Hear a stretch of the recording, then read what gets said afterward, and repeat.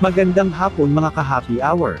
At narito ang mga balita para sa MBC TV Network News Update, 5 PM edition. Data privacy, hindi maaaring idiit ni Attorney Carpio. Ating panuurin sa MBC TV Network News ni Kyle Bullias. Hindi nalabag ang Bank Secrecy Law at Data Privacy Act sa ginawang pagtalakay ng House Justice Committee sa mga umano'y suspicious at covered financial transactions ni Vice President Sara Duterte at ng kanyang pamilya. Ayon sa veteranong abogado na si Attorney Antonio Bucoy, na dati ring nagsilbing tagapagsalita ng prosecution panel sa impeachment ni Duterte noong 2025, mayroong exemption para sa impeachment proceedings ang Bank Secrecy Law. Iginiit ni Bucoy na bahagi ng impeachment process ang pagdinig sa Kamara dahil dito nag-uumpisa ang paghahain ng reklamo at hindi lamang eksklusibo ang batas sa Senado. Lahat ng statutory secrecy, okay, na nakalagay sa batas ay subservient to the Constitution. Okay? Confidential secrecy, statutory secrecy cannot override accountability. It cannot defeat constitutional processes. So, hindi ho malalabag. Sa panig naman ng data privacy, hindi rin naman ito maaaring i-invoke ng isang opisyal ng pamahalaan na iniimbestigahan sa kaso ng korupsyon. Hindi ho yan pwede invoke when it comes to issues of accountability. Like ito, may issue about corruption, may issue about plunder, may issue about pandarambong, no? Pagnanakaw sa kaban ng bayan. You cannot hide behind statutory secrecy laws. Dahil sinabi ko, public interest is paramount as against individual interest. Okay, mananaig ang interest ng Estado, mananaig ang interest ng taong bayan kaysa sa at mangingibabaw yan kaysa sa interest ng isang individual. Lalo pat ang question ay ukol sa accountability or pananagutan. Ginawa ni Bucoy ang pahayag kaugnay ng pagsasampa ng kaso ng asawa ni Duterte na si Attorney Mans Carpio sa ilang mga kongresista at opisyal ng Anti-Money Laundering Council at Bangko Sentral ng Pilipinas. Aniya ang aksyong ito ni Carpio ay kahalintulad lamang ng ginagawa ng Vice Presidente kaugnay ng mga alegasyong ibinabato sa kanila. Para kay Bucoy, sinasadya nilang harangin ang proseso nang sa ganon ay hindi na nila kailangan pang magpaliwanag. Impliedly, inaamin niya.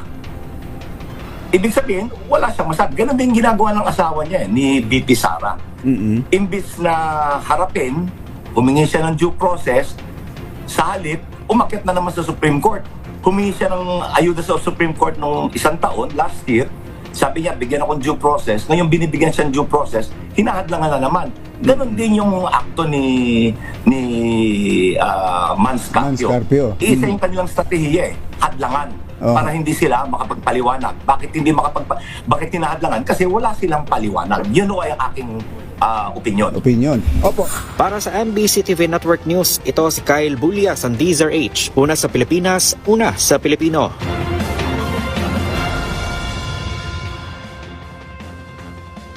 Samantala, sa Metro Manila ngayon, isang driver ng QCPD Mobile na sangkot sa Payates Road crash, sinampahan ng kasong reckless imprudence resulting in multiple homicide.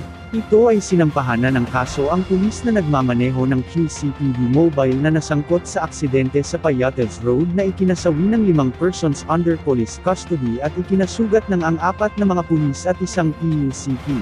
Sa pulong balitaan sa Camp Crame, sinabi ni Lieutenant Colonel Joseph Jeffrey Lim, Quezon City Police District Traffic Enforcement Unit Chief, na sumailalim na rin sa inquest proceedings ang nasabing driver kaugnay ng insidente na kinilalang alias Patrolman J. Ayon kay Lim, ang kaso ay dahil sa reklamo ng complainant at maaari ring maharap ang driver sa iba pang mga kaso, habang gumugulong ang investigasyon. Sa ngayon, patuloy na hinihintay ang resulta ng technical inspection ng sasakyan mula sa third party upang matukoy ang naging problema ng sasakyan. Ani Lim, base sa mga initial statement, nawalan umano ng control yung driver dahil mayroon umano silang naramdaman na kabig sa sasakyan. Kahapon po, we have filed a case against the driver po. Yung driver po natin na si alias Patrolman J, at ang ginaso po natin ay reckless imprudence resulting in multiple homicide.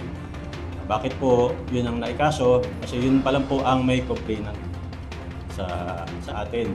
And other cases that may be filed po ay pertaining to reckless imprudence resulting in physical injury and yung damage to property. Malalaman natin ang mga latest update mamayang alas 5:30 ng hapon, sa programang Metro Manila Ngayon, Afternoon Edition.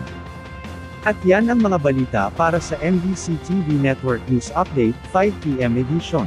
Samahan ninyo kami bukas, mula alas 9 ng umaga, hanggang alas 5 ng hapon.